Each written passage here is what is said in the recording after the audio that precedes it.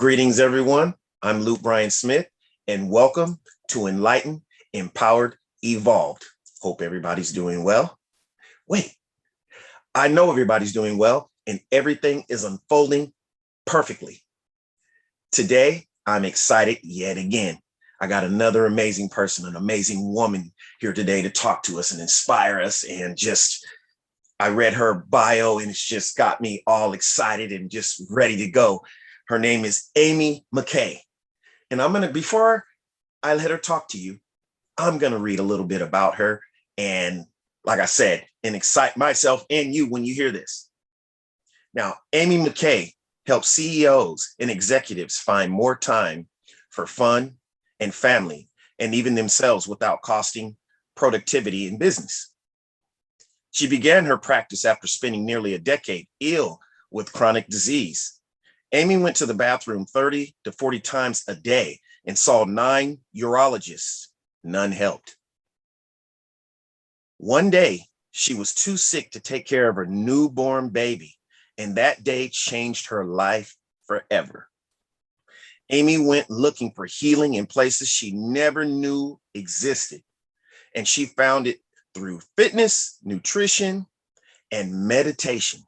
Wow. Through that experience, she rediscovered her passion for healing and helping, and now offers mindfulness-based coaching and training, as well as intuitive energy healing. She focuses on mindfulness-based practices to develop emotional intelligence. This leads to higher levels of thinking and conscious decisions that improve health, relationships, and success. Amy has over 16 certifications related to mind, body, and spirit wellness. She is passionate about raising consciousness and creating a better world. Beautiful. I'd like to applaud you for that. How are you doing today, Amy? I'm fabulous. Thank you. And thank you for having me. Oh, I'm excited. I just wanted, before we really get started, I just wanted to say it's just so beautiful that a common thing that I see with extraordinary people that I hear is how they overcome such, adversity. And it seems like the adversity that, I don't wish anything bad on anyone, but it seems like that when people go through things, it helps to wake them up and become, when they overcome it, they become so, powerful through that experience. And you were no different. Going through what you went through, I want you, not without getting to too much detail, tell us about how you overcame, that. I just can't wait. So you have this this illness. Was there a name for it? I don't really want to focus too much on it because I really want to get to how you overcame. The urologists were related to having something called interstitial cystitis, which is like having a bladder infection, but not having one all of the time. Right. And fibromyalgia and irritable bowel syndrome. It just seemed I was getting one disease after another. And they were all just chronic illnesses with no cure and no known cure, supposedly. And I just wasn't going to live that way. I wasn't going to take that was going to be, I was not going to accept that was going to be my life. So, yeah. Amazing. I refused to consider that's how it had to be. And if people just open their eyes to other possibilities, you just never know. Right. Right. Because oftentimes we get, me as well, have been to the doctors over the years about certain things, and you get discouraged or you get scared, and that's usually that's a pretty common reaction. And just to basically just grab yourself by the reins and just, like you said, tell yourself, I'm not going to live like this. This is not my reality. And look where you are now. So Fast forward, are you pretty much healed from those? Yeah, I don't have any of those issues. Generally, never. Occasionally, if I eat something, don't sleep. Like if I don't, and I don't have to follow a really rigid diet or anything, but if I occasionally, maybe once a year or something for a day, might maybe have some of those symptoms, but not usually. Well, it more feels like having an allergic reaction to something, and that I needed to take better care of myself. But it's not I'm really sick, I'm going to go to a lot of different doctors and I'm not going to get a resolution. It's oh, I didn't eat well, I didn't sleep well, I didn't do anything that was reasonably good to take care of myself, and now I don't feel good. Right. Yeah, well, I mean, that could happen to anybody. So Right. So you really got into I mean, you really got into meditation and what else to help cure you of this? What I mean, what? Well, I had a fascination with healing my whole life. I wanted to be a doctor forever. From the time I was 3, I knew I was going to be a doctor, but my mom actually died when I was 20, and that totally destroyed it. And that's when I ended up spending my 20s. After that, I just kept getting, sicker and sicker. And then I went to it after I couldn't get any help with the 9 urologists or whatnot. I just started looking like what else is available. So my sister was working in a gym, and I said, get me a personal trainer. I just called her up. I said, I want a personal trainer. I'm coming in to get a personal trainer. I'm not going to sit around here. I'm going to, I don't care if I don't feel well. I'm going to go to the gym.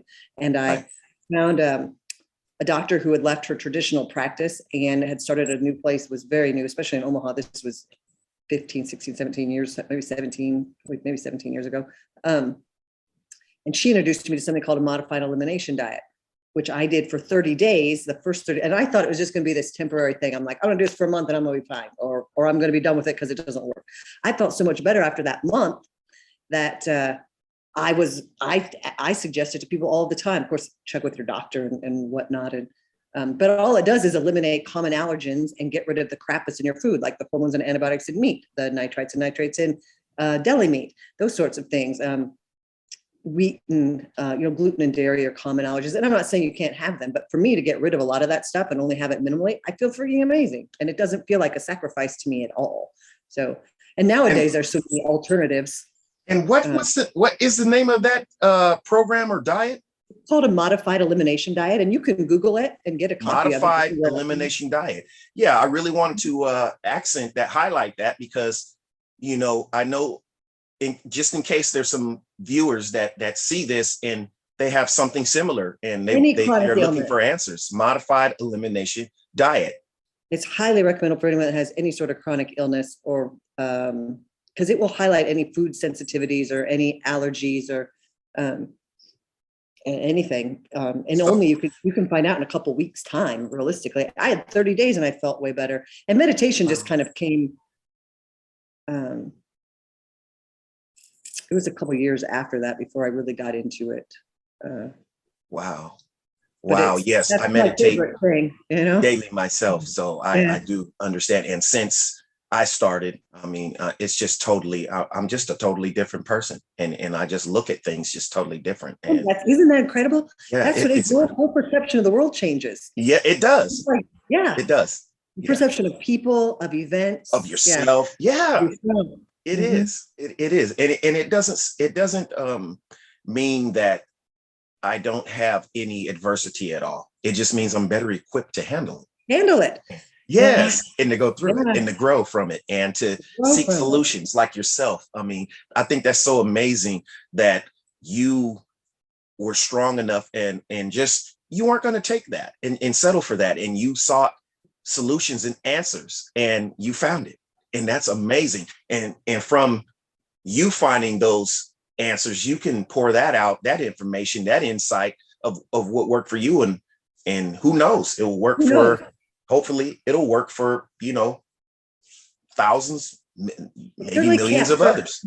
Yeah. I don't know anyone that if you moved a little bit in a way that was, felt good for you and ate closer to what's natural and took some time to pause your mind a little bit, or practice at least pausing your mind. I don't know anyone that's had a horrible experience from that. Now, meditation develops some self-awareness, and sometimes we learn stuff about ourselves that we don't really like, right? Right. So there's that. Like I wrote a post one time saying meditation sucks because but I brought out that it was good because it develops all this awareness of so much. Right. And I had realized that I was judgmental and things like that. So you know what? I want to elaborate on that a bit. You know what? You touched on something. When you're going through, transformations, or you're dealing with meditation, especially if it's something new, it can shock your system. it's going to shock those beliefs that you had before. So it can be uncomfortable, It's like, especially at first. And I tell people that all the time, that I've had people to say, well, I'm going through, they tell me, Luke, I'm going through this transformation, and I can't sleep, and I can't this. And I feel like it's from my perspective, it's your mind. Whenever you do things, even like when you exercise, how you get sore and it's uncomfortable, it's like your mind wanting to revert back to what you're already comfortable and used to. That's a good analogy. That's a really good analogy. Yeah. And so I told them to stick with it. I know it's hard. It can be hard, but stick with it. And after you're fighting these old energies, and after you clean that out really good, it'll mellow out. It'll level out. Clarity there. Yeah. It'll level out. And that's amazing, because when I was going through what I like to call a transformation, and I was seeking all this knowledge and this, things that were people and insight that was resonating with me. And as I was working on myself and, looking within instead of looking out, blaming, and, it was very uncomfortable. And I went through, just this energy and these feelings and things that I just didn't know what it was. Anxiety was intensified, and sleep, was messed up. I was like, what the heck? I need to leave this alone, but something told me, no, you're on the right track. And I started finding little information about other people going through the same things, and it encouraged me to keep going. And I'm glad I did, because I'm in a much better place than I once was. Yeah, that's awesome. Yeah, that's beautiful. That's how it should be. So how are you using what you've been through to help other people? I mean, I saw some websites that you have as well too. What do you do? What do I do? So coaching is this thing that I think it's not very well defined. And unfortunately, a good coach will not only provide, yes, I am full of a lot of information. Unfortunately, you can get all of that off the internet, right? I just happen to spend, I just happen to spend tens of thousands of dollars to learn how to put it into one place, my mind, and in an online program. But what coaching does is really hold you accountable. Coaches hold space for you. Listening is a skill that is a practice, and I'm still practicing. And so when you're, as a coach, when you listen to somebody, it validates their experience that another party doesn't give them. Nobody else gives them. So you're listening, and coaches know how to ask the right questions. When you ask the right questions, I don't have to. There's this difference between coaching and mentoring, and I tend to do a little bit of both. Mentoring is teaching. Coaching is asking the right questions so they figure it out on their own, and then holding them accountable to what they've figured out on their own that they need to do, and it's this moving from A to B, and with ideally with grace and ease, right? Ideally, it doesn't always look like that. And then having the tools, coaches always have all these tools. We are overly into personal development. So we always have an abundance of crap we've been through and things we learned in order to overcome it. So you can always add those. If I may interject, I think that's what makes some of the best coaches is ones that have been through the most, like you say, crap. Empathy is this, like, it is a hard skill, but when you have empathy for somebody, you come from a place of empathy, moves you to compassion, which but drives you to do something about it. So empathy is this, and I think it's the most underdeveloped, most essential skill. I have done multiple podcasts in this past year on empathetic leadership, because I think that's where we're headed as a culture. I freaking hope so. But I see more and more asking for it, and more people. Because think about it, if our leaders were more empathetic, you're going to be more compassionate, you're going to be kind, and we're going to have just happier, healthier people in general, because people they're just not so mean, Right. No, I get it. And tell me if this kind of sounds familiar, but oftentimes you said, like, our leaders, there's a big divide that we always see our leaders as ones that have grew up in, of course, just to put it simply, lots of money and just anything they want, limitless. I mean, and they can't really, like you said, be sympathetic to, common people. Common people, no. Yeah. And it's difficult if you haven't walked those shoes, you certainly shouldn't be giving advice, Right. Right. not So realistic. I think that's why we look for a hero, even if the hero makes it up there, but the hero that has been the underdog and been Right. down here first. People love a hero story. Everybody loves a story. They love everybody loves that story. You know, Yeah. And I think, in my opinion, I think it just makes a person more well-rounded when they have made it from down here and they've moved up and learned all kinds of things. And then they, they're in this good, high position, right? Because then they can relate to everyone on all different levels. Yeah. So I think that's amazing. So how long has it been that you've been into coaching in I did different aspects. I actually started with personal training, but and I just did it part-time. I never enjoyed exercise, personal training. Yeah, I was very into bodybuilding. Yeah, I can tell just from the little bit of I can see you look like it. Yeah, you're in shape. Not so much now. I mean, I work out now, but not like I did, 8, 10, 12 years ago, not at all. But that was my first certification was in personal training, and I still keep it. I do the continuing credits to keep it's a national accreditation, so it's worth having. And they love me. So Susan's her name. So I call her every other year and I'm like, how many credits do I need so I can make sure I get them? And they're good. So I keep it. That was the first one though, but I don't, and then like people always needed more. And I'm like, I think I'm kind of a coach. And so I just get different. And I have a fascination with holistic healing and energetic healing and like spiritual healing. So I have added in those as well. I find them certainly beneficial, alone or complementary. So, I mean, that's obviously a very individual personal choice, but I've seen some really amazing, spectacular things happen through that. So have you always had this like feeling inside of you? Cause I'm reading that you just like to, not only empower and help yourself, but you have this in your mind, in your soul, that you want to enhance others' lives. Has that always been like a part of you to want to do things like that, to just want to some kind of way help other people?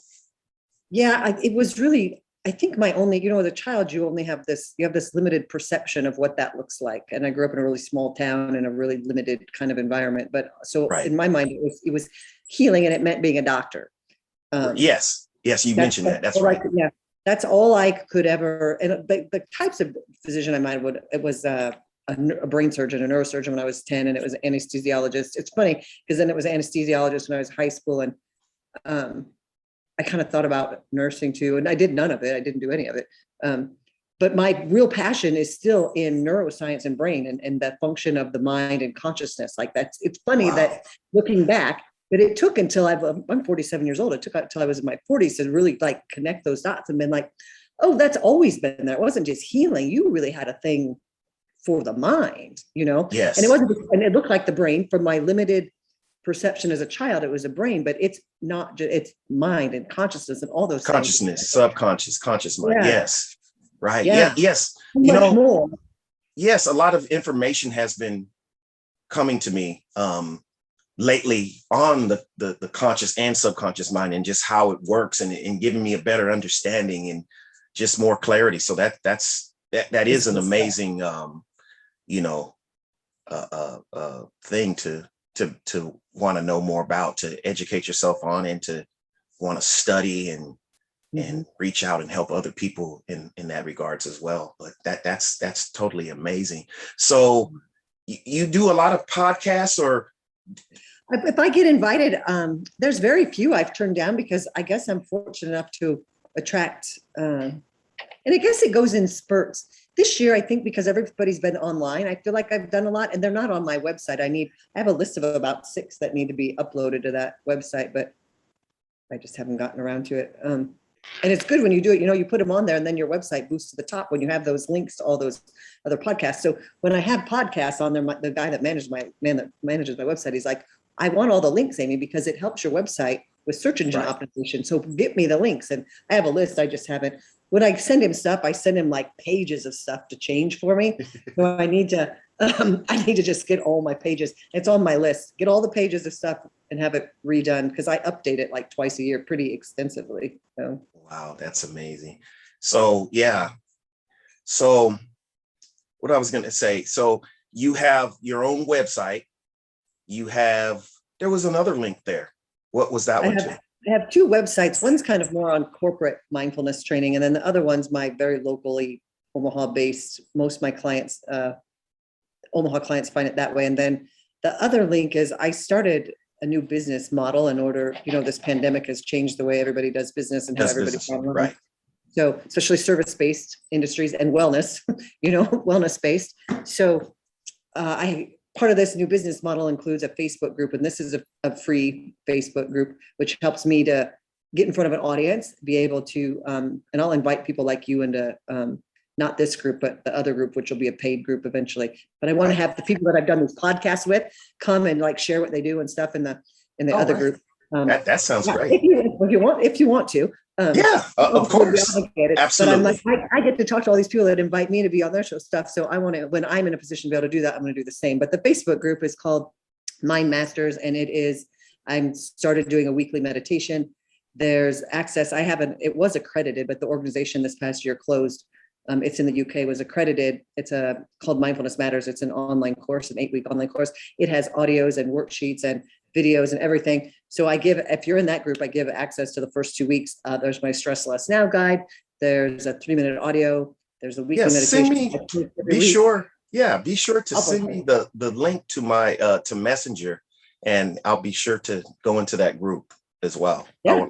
That sounds very I'd love to interesting. have you. You can come check out what's there. And I just started doing it a couple of weeks ago. So but I post in there almost every day. Okay. Okay. Something insightful, like either a question or I don't know. And I love feedback, like people that have similar ideas to mine, to Right. be there and to help like build.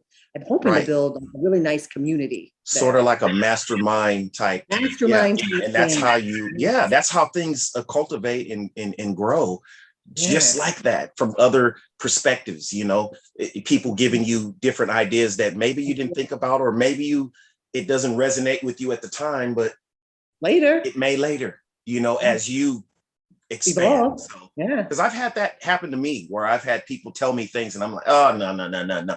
But then later on, my mind, after I grow a little bit or just expand a little bit, I'm like, what they said, it kind of resonates with, it resonates with me now, but it didn't then. So yeah, just so many things can come out of that. Just interacting with different people that have the same intentions on like personal development of some sort, And raising consciousness and like, just like, right. Yeah, those are two really big things. My funny story related to that is that the first meditation training I did was called Civil Life System, which I encourage anyone to try that. It's remarkable, unbelievable training. What is it? It's called the Silva Life System, and it's mind training. Silva Light Silva. System? Yeah, let's see, SILVA Life System. And it was developed clear in the 50s. It's a long story how it was done, but it's mind training. It's self-hypnosis. It is remarkable program. I've done 4 different levels of it, taken it several times, but it was the first one. Oddly enough, though, to the point of your story was I had to be introduced to it 3 different times before I finally went, okay, fine, I'll take the class. It was one of the most life-changing classes I ever took. And it took 3 years, 3 different times, at the same time of year that it came to Omaha and was taught here once a year. Right. And 3 times they were like, and the 3rd time I was finally like, fine, I'll take the class. And then look at, I will go and get 4 different levels. It's some of the best mind training I ever had. So just be open to possibilities, plant seeds. And yes, I can relate to that. And because I was the same way in regards to hypnotherapy. Whenever anyone would mention about being hypnotized, I thought, no, I'm not going to be like that. And you're not going to control my mind. I started, and then just recently, I'd say a few months ago, I started working with a great hypnotherapist, and it's life changing. It's helping to eradicate some of those old beliefs in my mind, and it's not at all like you're still No, aware, you're still you know conscious, you're just everything. relaxed and you're Yeah, listening. And totally. It's just like a meditative state. I did, yes, so I'm totally, because I've tried it, now because you're more, I've attracted, like you use that word too, attracted so many people that are into hypnotherapy. I said, you know what, I'm attracting these people into my experience for a reason, so let reason. me experience what, at least on some level, what this is, so that I don't have this bias or prejudice against Against that, it. because I always, growing up, you think about hypnotists and things like that, of what you see in the movies and things like that. Oh, this person is stuck like in like a zombie state walking around, and that's what you think is going to And happen. where they And they cluck can like have the you doing all chickens, kind, something like yeah, that. yeah, have you doing all kind of silly stuff that you won't even remember, but it's nothing like that at all. Nothing No, like that at oh, all. yeah. I And even was, oh, go ahead, sorry. no, I was going to say, and of course, if you have some, I wouldn't recommend that you just let anybody do that. You There you go. you have to develop a level of trust, because they are messing around, with your thoughts. So That is a really important point. yeah, And not everybody is equal. And I know even in this very small city that I live in, um, I don't, there's one person and he doesn't do it anymore. There's only one person here that I know that I would recommend, and he doesn't do it, but he did his training in California, like, right, I don't know, 60 years ago or so, 50 years ago, 40 or whatever it is. He's 70 some years old. So he would be the only, and I did see him for hypnotherapy when I was pregnant with, I have a 10-year-old. And it was intriguing because like he started to do this, kind of guide me to like do whatever. And something he said, I was like, well, in my mind, like I trust him, and his intentions were very, very good. And right, but he said something, but my mind, even in that relaxed state, said, no, I'm going to go do it this way. Like I still, right. and I asked him about it after that session. And I was like, you said, well, done better. It's like your subconscious mind just said, had a better plan. It's not good or bad. That's what happens. Like I can't tell you something that you won't already do. He's like, I can't force you, I can't do that. So it's, I think it can obviously can happen. People that are easily, I don't know, I shouldn't even say easily suggestible, but you do have to be very cautious. I would not do it with just anyone ever. Right. And it also, to put it out there, it took a few sessions before I totally got relaxed and was able to kind of like get to a point where I was able to say, well, you know what? I think I was actually, sleeping sort of, but I could still hear you. It took a while because I was fighting against it. Like, no, I'm not gonna totally Well, I think relax. This is when you uncomfortable. have like control, people have I don't want to say control issues, but when people feel much more comfortable being in control, it's hard to, Yes, it doesn't feel safe. So why, it doesn't feel exactly. safe. You have to feel safe. That's why that trust component and knowing they have a pure intentions, and maybe it takes a few times. I've heard people say, I can't be hypnotized. Well, I don't know.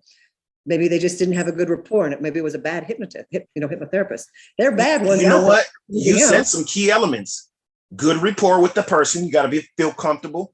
So you got to feel comfortable and trust, and you have to be in a state where you're susceptible to be, allowing yourself to relax. If you're not, if you're on this high alert state, it's not going to work. Not going to happen. It's not going to happen. This defensive, oh, I'm not sure. I don't know. It's not going to happen. Well, that attitude of I can't, like if you walk in, my mother always said, can't never did anything. So if you walk in with the attitude of I can't be hypnotized, well, that's what you're going to get. Right? That's exactly what you're going to get, because you're affirming that to yourself, and you're already suggesting that to your, like you said, to your conscious and your subconscious mind, and it's already agreeing with you, just like the universe does. It says yes to everything that you say. So if you say I can't, yes, you can. Yeah. So I would like to know a little, just at least a little bit more about. So you work with corporate, like what do you do in that regards? Like emotional intelligence, more based stuff. Lately, like organizations quit letting you in. So, Okay. um, But when this you past were, what was the program so like? Like, what was your same intentions? sort of What? stuff that I teach. A lot of it's stress management. Everybody's always all Oh, okay. stressed out. They want wellness-based Right. stuff. So, and I could do, sometimes I did stuff on, say it was summer fitness, or maybe it is goal setting or Oh, okay. mindset training. I've done multiple mindfulness based where you're just teaching little parts of, you're teaching meditation and aspects of it. So I've done a number of those, and I've done of them last year when we were doing them online.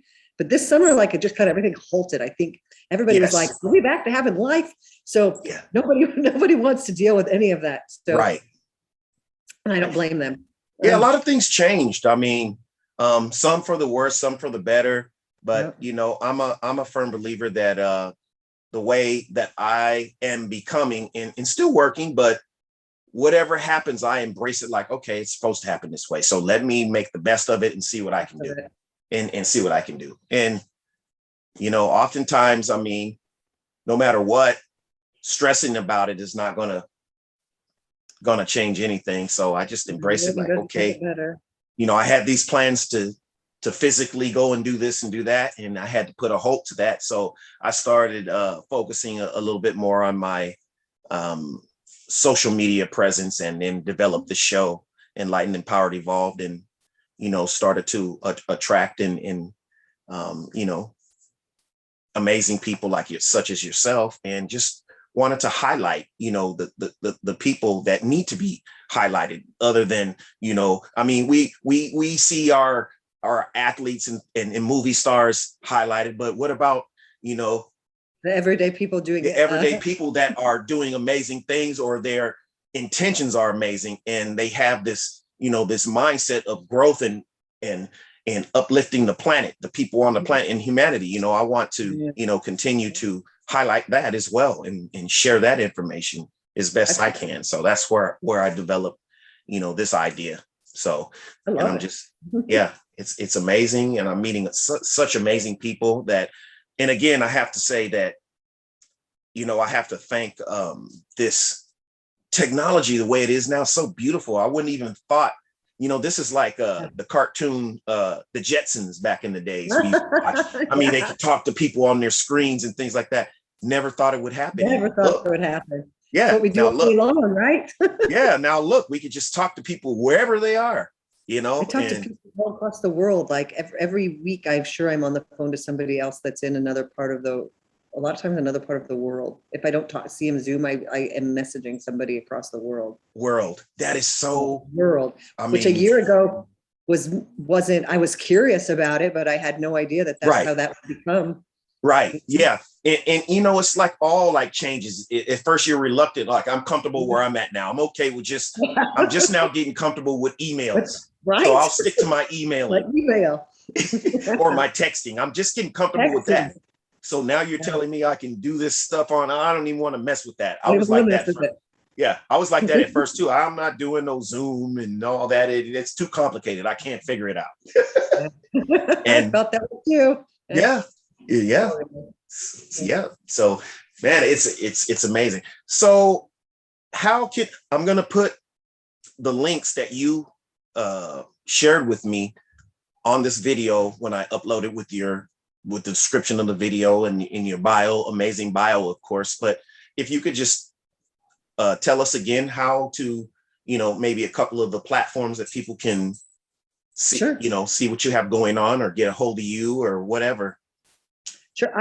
I spend a big chunk of my time on LinkedIn actually. And if you just go to find Amy McCae, it's AMYMCCAE. I'm on there all of the time. And then amymckay.com is my website. It has, and you'll be on there eventually too, has the podcast and testimonials and all of that sort of stuff. And Right. Mindfulness Leader Coach is more my corporate site. And then on Facebook, have you have the link. It's Mind Mastery. Mind Mastery. I think it's Mind Masters is the name of it, but then the link is, but if you find me on Facebook, you have to find me. It's AMYSUZANNE MCCAE. It's my middle name, so that not Okay. everybody can find me. I used to only do friends on Facebook, and then I was like, I'm getting off of Facebook. I'm so done with Facebook. And then I thought, this year I said, oh, you have to be on there for business. So now you're just going to have to Right. deal with it. And it's See, fine. if you would have gotten off Facebook, then I wouldn't have been able to send you a message and get you on my show. So I'm glad if you opened up my eyes. Yeah, you can get off Facebook now if you want to, because I already have you on my show now. I'm going to stick out there at least for business, and I do have so many friends there. LinkedIn's very, very professional, right?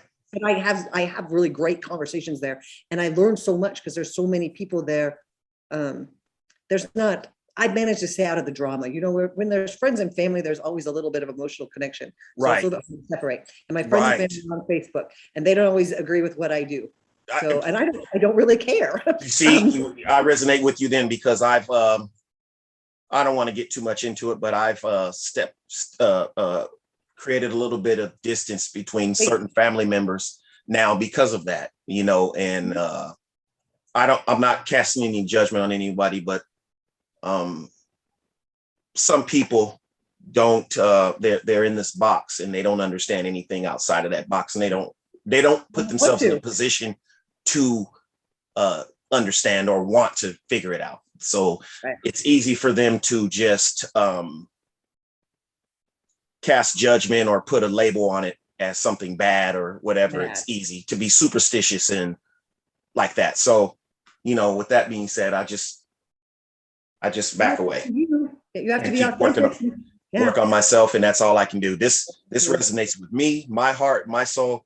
They have to do them over there. I send them nothing but love, and you know. So one of the hardest things I think we do is let someone else be critical of our path and love them on theirs. It's a very hard thing to do. It is. I'm still working on that. It's a practice. I could tell you some stories. I won't, but I have had challenges with that too. And you just have to keep coming back to, like, especially when you come back to your heart, like, what is in my heart, and what is my heart, and what does my soul say that I have to do? And everybody else can just do their thing. And see, this is another reason why I like connecting with like-minded and intentions people, because we have some of the similar things that are happening. You know, even though your walk of life could be totally different than mine, but with us doing what we're doing, you know, working on ourselves in different ways, we're going through the same things with people that are still in a limited mindset, you know. And at the same time, we got to try to understand it, like, okay, well, they don't know anymore. They're limited. Their level of consciousness is here. And the more awake you get, and the higher and the more you expand, you notice all that stuff. And it's like, wow. And before, when you were on that same frequency, it wasn't going to bother you because you were right there too. But when now you're a leader. So now when you expand, and you got to understand this too. Some people oftentimes don't want you to grow beyond where they are. They want you to stay right there where they are. So makes it very uncomfortable when you grow. Yes, it's uncomfortable for them. For them. For you, for you, but for them as well. It's uncomfortable. Because all they do is see you as this person staying here. They don't realize that we are meant to grow, evolve, change, and they still hold you. They want to just hold you where they are comfortable. Yeah. That's exactly it. So that's amazing. So yes, I will make sure I put those links. And before we get out of here, is there any last concluding, you know, things you would like to say? Just thank you, and to the audience, and to you, and for you for having this, and for doing the work you do, and you are now, you know, doing this. You are leading, so now you have a greater responsibility that comes with that. So I wish you very, very many blessings on that journey, because it's going to be very entertaining. Thank you. And I look forward to connecting with you more. Absolutely. Thank you very much, Amy McCae. I appreciate you very much. I appreciate your energy, and everybody look out for her. When this video gets uploaded, I'm excited. All the information will be in the description, and love and appreciation to everybody here on Enlightened, Empowered, Evolved. Thank you very much. Peace.